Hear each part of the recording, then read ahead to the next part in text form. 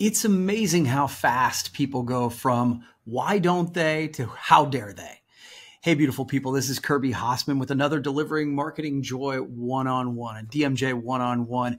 And each time I'm trying to deliver you just a little bit more marketing joy. If you're getting something out of these, please feel free to subscribe, share, or rate the podcast, whether you're watching or listening it. I would really appreciate it. It will help me spread the word. So today I want to talk to you about what I view as sort of when the art of getting things done. It feels like there's sort of two different groups that people fall into when I look at getting things done. When you see a problem and there needs to be a solution, it seems to me that there's sort of two groups. And so I'd like to talk to you about how people go from why don't they to how dare they. So let's start with the first group. The first group is what I like to call the passive group. The passive group is, things just got to come to them. So start with them. That's why don't they, right? This is the group that they see a problem. And honestly, as a matter of fact, this group tends to see all of the problems. No matter what happens, a lot of this group tends to see it as, they're the folks that find out the dark cloud for every silver lining kind of thing. These folks see problems everywhere, but it never occurs to them that they could be the ones to fix it. They're complaining about it all the time, and they understand that someone needs to do something about it, but they tend to blame or kind of ask they, like the mysterious they. Have you ever wondered about that? They get blamed for a lot of stuff, right? They spend the money, they do the things, they don't fix the potholes. Well, this is the group, right? This is the group that does that. Why don't they? Why don't they do something about it? Why don't they bring in some business? Why don't they fix this problem? And this group I see as pretty rampant, right? And these are the folks that drive me the most crazy, because it's like, I don't know, it's like a mental shift that it never occurs to them that they might be the solution that they're looking for. The second group of this passive group actually happens after something gets solved. And that's the how dare they. Right? They've gone from why don't they to how dare they. This group can't believe that somebody had the audacity to try and solve the problem that they themselves were complaining about just not that long ago. And I think that this group, they are mad all the time because they're frustrated that either, gosh, I could have solved that, but I never had the courage. I didn't want to take the risk. Or, somebody has done something and it somehow infringes upon their rights or their livelihood or whatever it is. And so this folks seems to be mad as well. And either way, this group, the passive group, tends to be in a victim mentality all the time. And so to me, this group is very exhausting, and I feel bad for them because they never seem to make the shift of having the ability to see that they might have the wisdom or the skills to jump in and fix these things for themselves. The third group in that passive group is the how did they, right? You ever see those memes that say, keep hustling and working hard until your haters ask if you're hiring, right?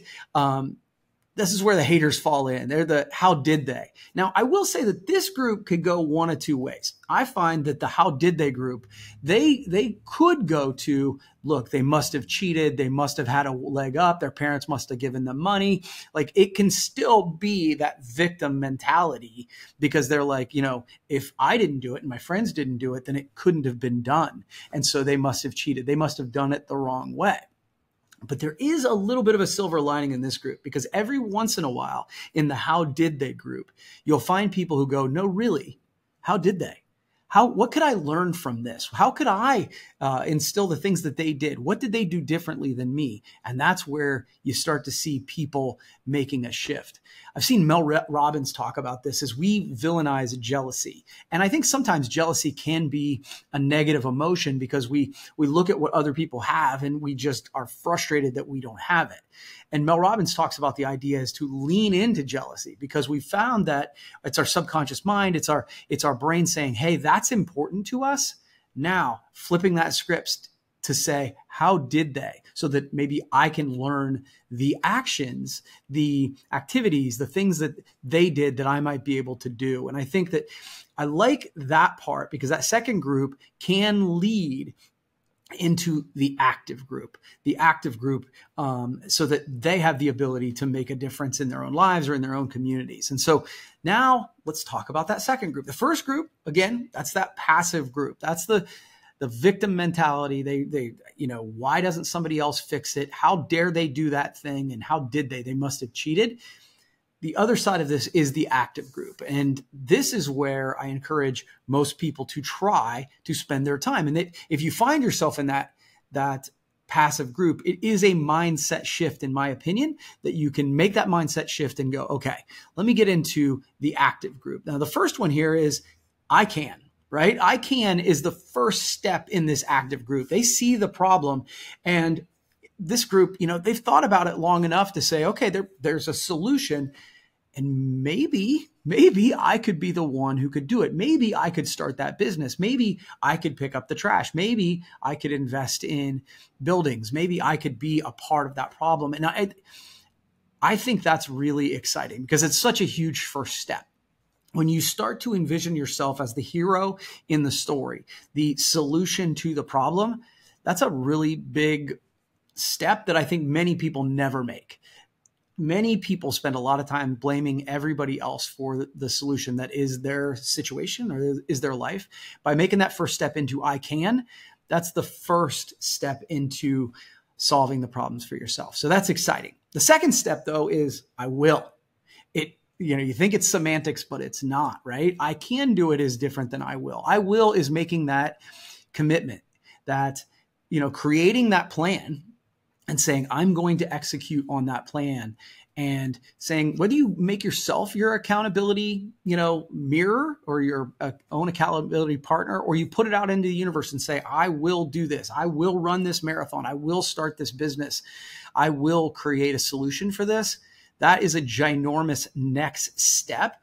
And they know that they are going to put in the work to create the solution. Now, whether it succeeds or not, while it's important, making that step of I will is even more important. Doing the work, because I think what happens is when you do that, even if the business fails, even if the solution doesn't work, you are inevitably going to learn so many things along the way that make you better at creating the next solution, to starting the new business. So going from I can to I will is a giant next step. And then the final group in the active group is I did, right? These are the folks who did put in the work. They did create the solutions. They created the steps that they had to take, and they took those steps and they made adjustments along the way. And they get to the end and they're like, look, you said you wanted this fixed. I came up with a solution to fix it. Maybe it was only in a tiny little part of the universe, but I did. I did the work. I fixed the problem. And I get very excited whenever I hang around people who end up in the I did category, because these are the doers. These are the ones who have a proven track record of being willing to roll up their sleeves and do the work, to not just talk about it, not just complain about it, but to go, they have done the work of saying, I did it. And now, okay, 2 warnings, right? 2 warnings for the people who end up in the I did category. And they are perfectly fine challenges, but they're funny nonetheless. The first one is, man, once you prove I did, a lot of other people will bring you solutions, bring you problems that they want you to fix, because you've proven that you can do it. I certainly have had this challenge where it's like people will come up to me and they're like, I've got an idea for you. And I'm always like, I do not need your ideas. I have plenty of ideas. The challenge is having the time and the discipline to execute on the ideas. So once you have proven that you've made it into I did, people will bring you their problems to fix because you've proven that you can. Take it as the compliment that it is, but understand that you need to select the problems that you want to work with, because there's only so much time in every day. This is something I honestly struggle with, because I'm like, oh, I could help with that. I could do this. And I need to understand that if I say I will, And if I want to get to I did, I'm going to have to give it some focus. And, that's when you have to be disciplined in what you're going to take on. The second challenge that you're going to run into is if you do the thing and you enter into I did, now you're going to hear, how dare you, right? And that's when you'll really understand the distinct difference between passive and active, because they'll say, how dare you do this thing? And you'll be like, everybody said that they needed this thing fixed. I just stepped in and did it.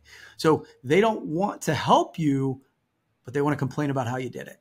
So understanding that you want to be a part of the solution, you're going to lead a much more productive and frankly, a much more happy life if you are in that active group. If you still see the problems, but you look at it in a way that you say, there's a possibility. There's a way for me to insert myself into this situation and try to make it better.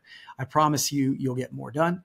You will be more successful and you'll have more fun in the life that you are creating if you do that. So as I said, it's amazing how fast the people go from why don't they to how dare they. And I would like to encourage you today to go from I can to I will to I did. Thanks so much for watching the latest DMJ one-on-one. If you're getting anything out of these, please feel free to subscribe and we'll see you next time.